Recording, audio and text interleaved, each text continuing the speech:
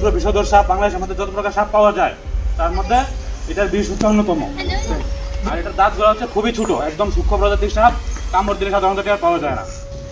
তারপরেও ভয়ের কিছু নাই, ঠিক আছে। সাধারণত লাজুক প্রকৃতির সাপ আপনারা দেখতে পারতেছেন, যদি তাকে বিরক্ত করা না হয়, ঠিক আছে, বা তার উপরে যদি পাহারা দেওয়া না হয়, তাহলে সে কখনো বাইট করে না, সচরাচর বাইট করে না। কারণ সাপের বিষ সাপের জন্য প্রয়োজনীয়, বুঝতে সে তার খাবার হজম করার জন্য সাপের বিষের প্রয়োজন পড়ে। হ্যাঁ, এটা কোনো বাংলা নাম সাধারণত পাওয়া যায় না, বাংলা নাম নাই।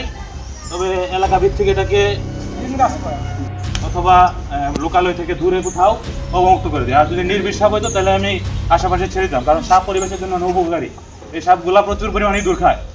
আপনারা জানেন যে ইঁদুর ফসলের কি পরিমাণ ক্ষতি করে, আমাদের ধান গম থেকে শুরু করে ফসলের যে পরিমাণ ক্ষতি করে প্রতিদিন, মানে সাপ প্রতি বছর আমাদের কয়েক হাজার কোটি টাকার ফসল রক্ষা করে এই ইঁদুর খায়া। বাংলাদেশে মোটামুটি যত প্রকার বিষ সাপ আছে সবগুলো সাপেরই অ্যান্টিভেনম পাওয়া যায়। আমাদের ময়মনসিংহের মধ্যে ময়মনসিংহ মেডিকেল কলেজ হাসপাতালে সকল সাপের অ্যান্টিভেনম আছে। হাসপাতালে যাবেন, হাসপাতালে চিকিৎসা আছে।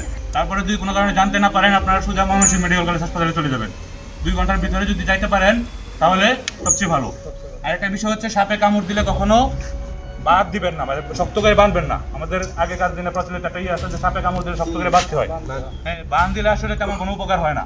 সবচেয়ে ভালো উপায় হচ্ছে মাথা ঠান্ডা রাখা। কারণ অনেক সময় এরকম হয়েছে যে নির্বিষ সাপ, যে সাপের বিষ নাই, ওই সাপ কামড় দিছে, মানুষ মারা গেছে, হার্ট অ্যাটাকে মারা যায়।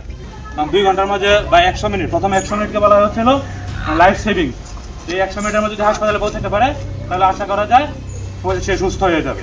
ঠিক আছে, ধন্যবাদ আপনাদেরকে। সাপটা আমি নিয়ে যাবো, আমরা বন্যপ্রাণী ওয়াইল্ড লাইফ টিমের স্বেচ্ছাসেবী হিসেবে কাজ করি।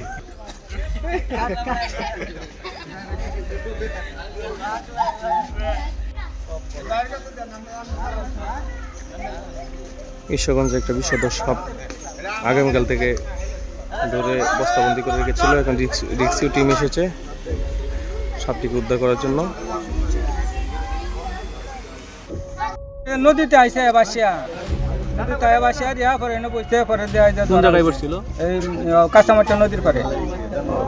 আচ্ছা, পরে পরে এই যে বাড়ি টানলাম, অন্য দল ধরছেন কিভাবে? ধরো বস্তাতে ধরা হয়েছে। আগেও কি ধরছেন না? কেমন আগেও ছোটবেলা বহুত সাপ আমি ধরছি, যে আপনার ফুলঙ্গা বিল গেছি যে বেলা বানাবার দিচ্ছি, বানাবার দিলে পরে প্রচন্ড সাপ এই বানাবারের মধ্যে ঢুকতো। আর ধরে ধরে আমি আগে হলায় হলায় বড্ডি বড্ডি মাছ আমি আগে ধরতাম। ভাই কি শুরু ভাই